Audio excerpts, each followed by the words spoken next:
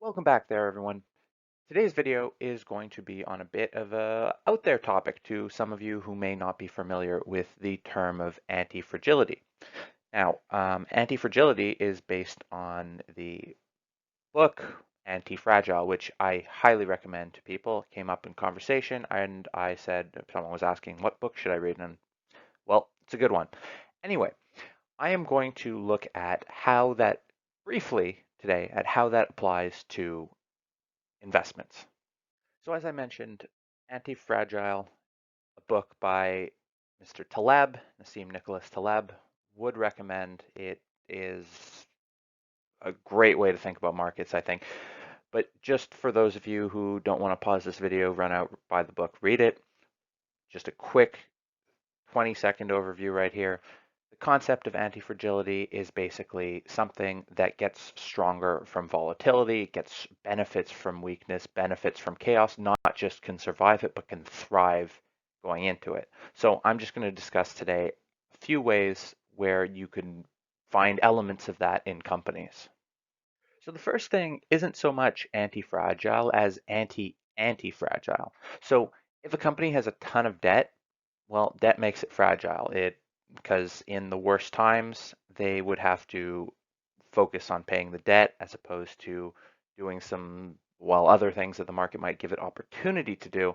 And I'll get to that in a second. But basically, being debt free and having cash is a definite way to open the balance sheet, open the opportunities up to times when the market is struggling and there is opportunity to be had.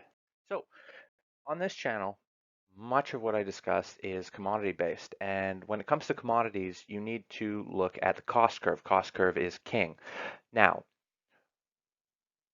how can you be anti-fragile in something that absolutely anyone can produce? Because there's very little moat in commodities.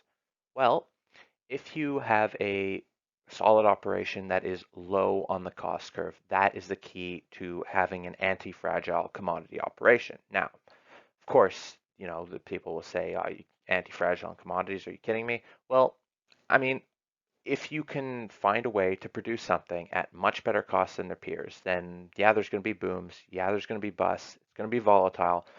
And busts are just nature's way of forcing supply off the market. But if you can make money when everyone else is falling off the market, you can have opportunities to spend that money on assets of peers that are selling off assets at pennies on the dollar in order to survive. So if you have the lowest cost commodity operations, you are in a position where you could be much more anti-fragile to peers and you can get some serious opportunities out of it. Now, the next way is harder to explain. If you can have a superior business model, and saying that is it's highly circumstantial, of course, but so I'm just going to point at different ways and how they can give you increased strength. Now, some of these kind of go along with the previous idea of being low cost, having low costs on the cost curve, and being able to be around to scoop up the opportunities. So one form of that is if the business is royalties. Now, royalty, like all of these elements, at some point things get priced in, and so an anti-fragile company is not necessarily a awesome stock all the time. Stocks can still be volatile and stuff gets priced in. But if you had a royalty company at priced at the same price as a non-royalty company, I would definitely say the anti-fragile way to go about it would be the royalty company. Why is this? Well, because their cash flow isn't as volatile. The falling price, yeah, not good, hits their margins, but it doesn't hit their margins nearly as much as a highly levered commodity company. So royalties keep getting that cash flow, and royalty companies love their busts because they can spend their money on distressed assets and pick up some amazing bargains. Not as much leverage, but that works its way back again too, to having a solid balance sheet. So royalties one way. Having some hedges, most of the time hedges kind of are useless, but when they're useful, they're quite useful. That's another thing. And also having a diversified business model. It can, it may not be the pure play, funnest way, most leveraged way to play something, but it gives you cash flow at times of stress, presuming that it's not the same, diversification into something that struggles at the same time. So again, circumstantial. And the last point I want to make on this today is probably going to start some sort of a war. Buybacks. Okay, so I have a few things to say about buybacks. One,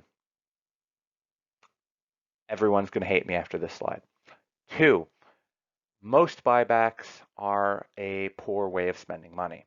Buybacks are basically effectively just push the stock higher to get management paid based on their incentives and all that stuff. And yay, boo, boo.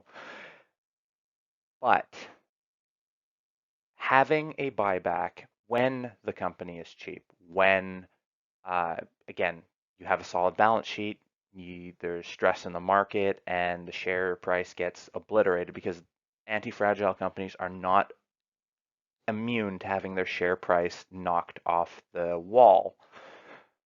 That said, if a company continues to make money, has a solid balance sheet, has cash flow, well, then they could use that money in order to buy back shares, or if there's no peers on sale, they can buy back their own shares and have a very effective IRR on that money that they deploy. So this gives the company strength and is a more of a can be a more of a longer term anti-fragility in a company if they are consistently cheap and you think they are, and well, they always will say they are, but if you believe they are and they have a buyback, then over time, this means cheap. The cheaper the company, the more it benefits you as a shareholder. That said, if it becomes expensive and they just continue with their buyback, which is absolutely common, well, then it just gets worse. So I explained this to someone the other day in terms of, they were upset that the share they bought was going down, the company. And I said, well, they're doing a buyback, aren't they? And then explain this, and they're like, yeah, but they still don't want it. Anyway, so that's the gist of the buyback. So that is all for today. And as always, thank you so much, everyone, for watching. And I would love to know what you think. If you could tell me in the comments, does it matter if a company is anti-fragile, or maybe all that matters is the share price if you get a cheap deal enough, or something else? And I mean, you know, for me, sometimes it matters, sometimes it's something else, but anti-fragility is something I definitely look out for. And with that, do you have any examples or ideas that you find anti-fragile right now or in the past? And lastly, let me know, do you want me to talk more about this topic? So you can tell me that in the comments. And until next time, I wish all of you a great day and see you then.